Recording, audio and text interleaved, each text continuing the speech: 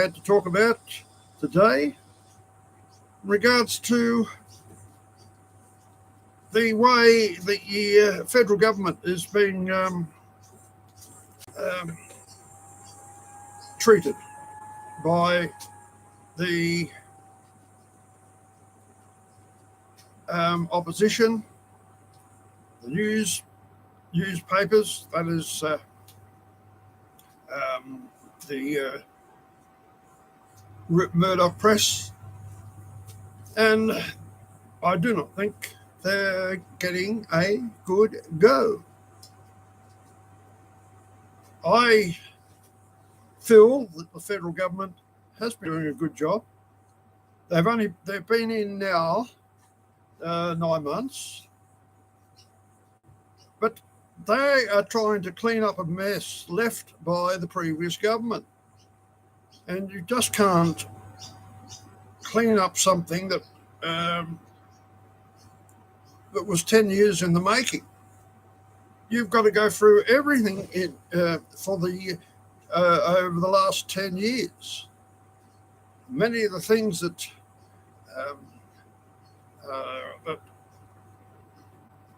like hospitalisation, the bushfires, floods, it's all a problem for the government, the federal government, and of course the state governments to work out and get it fixed. There's problems, of course, up at Alice Springs with the youth of Alice Springs running around wild. It's not the fault of the federal government for that. It's previous state governments in Northern Territory who are to blame for the responsibility of that. They allow alcohol, well, kids get hold of it and they start drinking it from about the age of 5. Gee, I never touched a glass of beer until I was about 18. Never knew what beer was. Well, I knew the smell of it was terrible. So, but the kids today seem to be able to drink anything. Oh, what's this? I don't want alcohol. I don't want to see alcohol. But there are lots of other problems as well in the going on. There's problems for the budget. There's problems to get transport going better. A lot of problems as far as transport is concerned was of course the making of the state government here in New South Wales with the NIF cars. They took such a long time to come to an agreement with the Rail, Bus and Tramways Union. It shouldn't have happened. If they'd have built those cars here in Newcastle, where cars, passenger cars have been built in the past, that problem wouldn't have occurred. There would have been excellent jobs for the people, excellent jobs for workers, and people would have been able to get a job. But no, they had to send it to Korea and cheap labour over there. Well, I mean, it's better to build things here in Australia, and we do build things very, very well in Australia. Take the industry in Victoria. They build all their own rolling stock. They don't build it take it from overseas.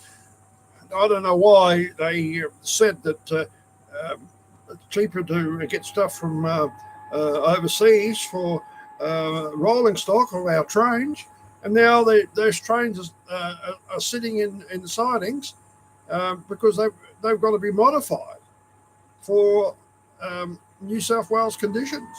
They haven't been modified for New South Wales conditions, and so these trains are sitting in there. They're being tested. They're coming in from Korea. Oh dear, that's it's very sad. And of course, I feel sorry for the people up at Port Macquarie. They had a very bad storm last night. Um, um, they had cyclonable winds, and the local hospital was damaged, and other buildings were damaged there. And I feel sorry for the people at Port Macquarie.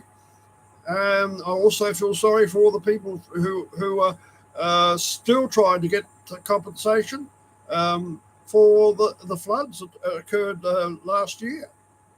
That's 12 months ago, and nothing's been done hardly. People in Lismore and all up the northern border area, they're all still suffering from the effects of those floods. Then, of course, before that, the year before that, we had COVID, and the year before that, the bushfires, all in the last 3 years. And see, so the federal Labor government has got to clean it all up. The previous government didn't do anything, and so that's why people are suffering. People can't even find housing to live. People are living in their cars. Oh dear, it's very disappointing that that is occurring, and I hope the government in the future can do something about it. But it's time will tell. They are doing a pretty good job at the moment. We have a budget coming up, federal budget, in May. There will be a state election here in New South Wales on the 25th of March, and that will be very interesting. And of course, there's the referendum that may be held sometime this year on the Voice, and that is soon to be sorted out. I'm sure it will be.